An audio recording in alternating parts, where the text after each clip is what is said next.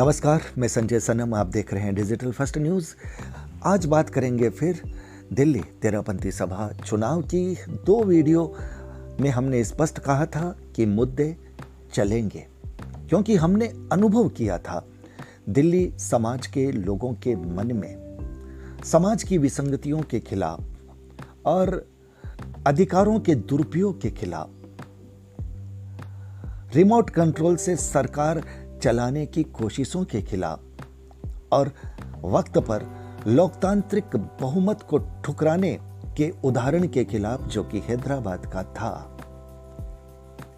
उनके खिलाफ जवाब देने की इच्छा है। और जब मुद्दों के साथ समाज की जनता जवाब देती है तो व्यक्ति पीछे हट जाते हैं।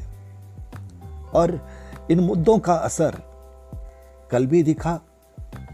गांधीनगर से श्री कमल गांधी की जीत ये बताती है कि समाज ने समाज की सर्वोच्च संस्था के उस तुगलकी फरमान के खिलाफ अपना मत दिया है।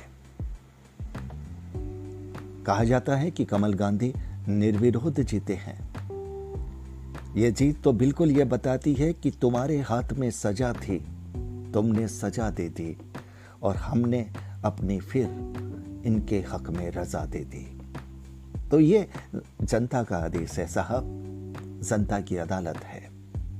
और जनता की अदालत जब अपनी रजा देती है तो फिर संस्थाओं के उन तुगलकी फरमानों को हवा खराब कर देती है। यह बता देती है कि आपने अपने अधिकारों का दुरुपयोग किया था। दिल्ली समाज को उस वक्त का दौर याद हो गया होगा जब श्रीमान तेजकरणजी सुराणा, विजय चोपड़ा और कमल गांधी तीनों के साथ समाज की सर्वोच्च संस्था ने कैसा व्यवहार किया था, क्या फरमान दिया था। और इसका असर दिल्ली चुनाव पर पड़ेगा, यह बात हमने पहले से इस हवा को पकड़ लिया था। जब हम ये कहते हैं कि कोई आगे बढ़ रहा है, तो मैंने जैसे कि पहले भी कहा, हवा हवाई बात नहीं होती। उस बात के साथ जमीन जुड़ी होती है, और वो जमीन है लोगों के दिलों की। वो तड़फ है, और वो तड़फ जब वोट में बदलती है तो साहब फिर अधिकारों के दुरुपयोग करने की हिम्मत को चोट करती है। ये बताती है कि लोकतंत्र को लोकतंत्र के अनुसार चलने दो, हिटलर शाही नहीं चलेगी। और आध्यात्मिक पथिकों की पंचायती, जैसा कि मैंने कहा कि समाज के बहुत सारे लोग गवारा नहीं करते, वो ये नहीं चाहते कि आध्यात्मिक पथिक जिनके दायरे में इस तरह की बातें नहीं आती, वो समाज में कौन अध्यक्ष बनना है, कौन मंत्री बनना है, वो इस बात को सुनिश्चित करें। यह समाज का काम है, समाज के लोग तय करेंगे। यही वो मुद्दे हैं जिनके लिए हमने आपको कहा था कि लोगों के दिलों में मुद्दों की चिंगारी है।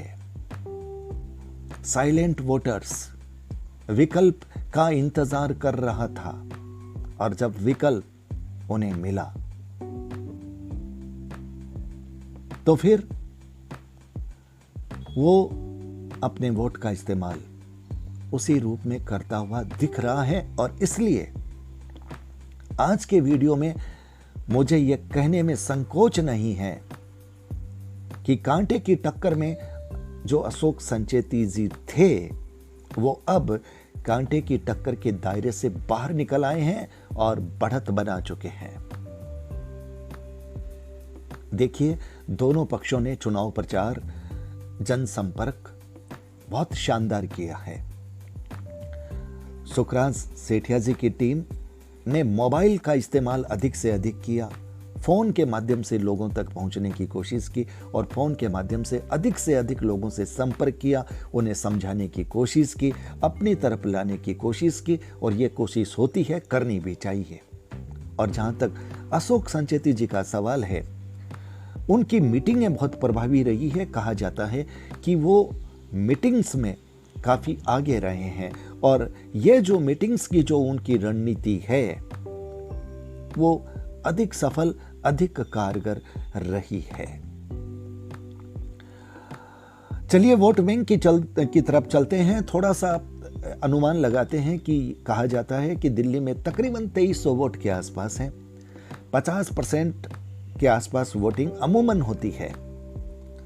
अब सीधी सी बात है कि अगर 50, 52, 55 से ज्यादा की वोटिंग आती है तो इसका मतलब साफ है कि अशोक संचेती जी अच्छे मार्जिन के साथ निकल सकते हैं,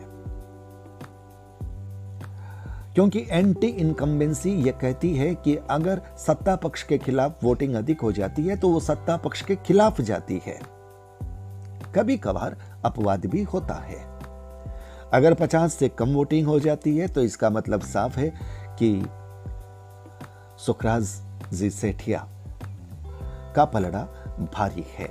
तो जैसे ही वोटिंग का प्रतिशत आता है, एक समीकरण यहां से भी दिल्ली के लोग सीधे टटोल सकते हैं। वोटिंग के प्रतिशत से अनुमान बनते हैं, क्योंकि जो राजनीतिक चुनाव होते हैं उसमें भी एक आधार ये होता है। जमुना पार में जिसकी फील्डिंग सबसे अधिक है, जिसका जनसंपर्क सबसे अधिक मजबूत है, वो इस चुनाव में बढ़त में कामयाब रहेगा। देखिए छोटे छोटे पॉकेट बहुत भी हैं, रोहिणी का नाम भी है, जमुना पार का नाम भी है, और तकरीबन 300-400 वोट ऐसे बताए जा रहे हैं कि जो जानबूझ करके वोट में हिस्सा नहीं लेंगे, क्योंकि उन्हें लगता है कि अगर हम उपस्थित होते हैं, वोट देते हैं, जो भी पक्ष हारेगा वो कहीं ना कहीं उनको दायरे में लेगा, उनकी संभावनाओं में वो दोषी बनेंगे कि इन्होंने हमें हराया है। इसलिए 200-300 वोट करीब ऐसे वोट हैं जो वोटिंग में हिस्सा नहीं लेंगे। लेकिन इस वीडियो के माध्यम से हमारी अपील है, लोकतंत्र है, वोटिंग में हिस्सा लीजिए, अपनी बुद्धि और विवेक के अनुसार वोट दीजिए। अपनत्व का रिश्ता अपनी जगह है, लेकिन समाज के लिए सही नेतृत्व चुनना ये समाज के हर व्यक्ति की जिम्मेदारी है। इसलिए इसमें अपनी हिस्सेदारी निभाइए, भागीदारी निभाइए। आपका वोट समाज को दिशा देता है और दशा बदलता है, इसलिए अपने वोट का इस्तेमाल जरूर कीजिएगा। व्यूअर्स, आज एजीएम भी है और एजीएम का माहौल भी चुनाव पर निर्णायक असर डालेगा, हम इससे इनकार नहीं करते। कुछ मुद्दे ऐसे हैं जो वहां पर भी बड़े जोरदार तरीके से प्रभावी बन सकते हैं। दोनों ही, माफ कीजिएगा, 3 उम्मीदवार हैं। शुभकामनाएं तीनों के खाते में जाएगी, लेकिन टक्कर 2 के बीच में है। जो भी जीते उनसे एक अरदास रहेगी कि समझौते की सरकार न बने,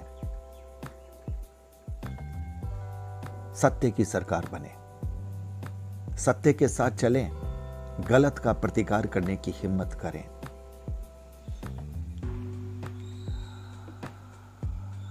लेकिन जो माहौल है, जो संस्कार है, वो संस्कार ये कहते हैं कि अगर कोई गलत का प्रतिकार करता है तो फिर लोग उसे संघ विरोधी कहते हैं। और ये संघ विरोधी वे तथाकथित लोग ही कहते हैं जो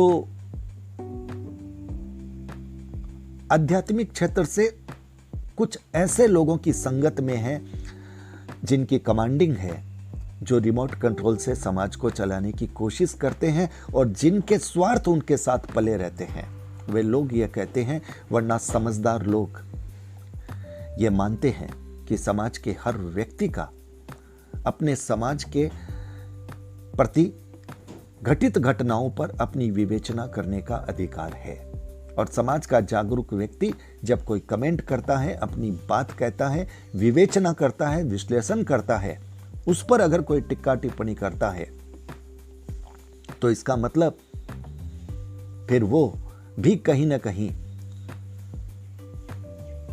रिमोट कंट्रोल की सरकार का एक अंग है और लोगों को समझ लेना चाहिए।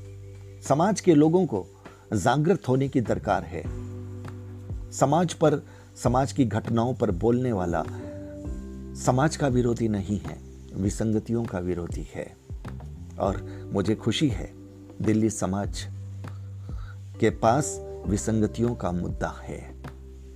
अगर कहीं कोई बड़ी घटना नहीं होती, मैं फिर कहता हूं, जब तक चुनाव नहीं हो जाता तब तक संभावनाएं ही हैं और संभावनाएं कभी भी पलट सकती है। मैं इस बात को मानता हूं, पर अब जिस मुकाम पर यह चुनाव आ चुका है, कोई बड़ी घटना ही इसे बदल सकती है, अन्यथा इसे बदलना मुमकिन नहीं लगता। तो मुझे लगता है कि कांटे की टक्कर से श्री अशोक संचेती अब बढ़त की तरफ आगे बढ़ रहे हैं। कमल गांधी जी को और एक उम्मीदवार और हैं, शायद बेद जी का नाम आया है, मैं उन्हें शुभकामनाएं देता हूं और ये अनुरोध करता हूं कि समाज ने जिस विश्वास के साथ उन्हें जिम्मेदारी दी है, बड़े निष्पक्ष तरीके के साथ समाज के सभी लोगों के हितों को साधते हुए, उनकी भावनाओं का सम्मान करते हुए, जन समर्थन का आदर करते हुए आप काम करेंगे, क्योंकि दिल में वही बैठता है जो जनता की भावनाओं का सम्मान करता है।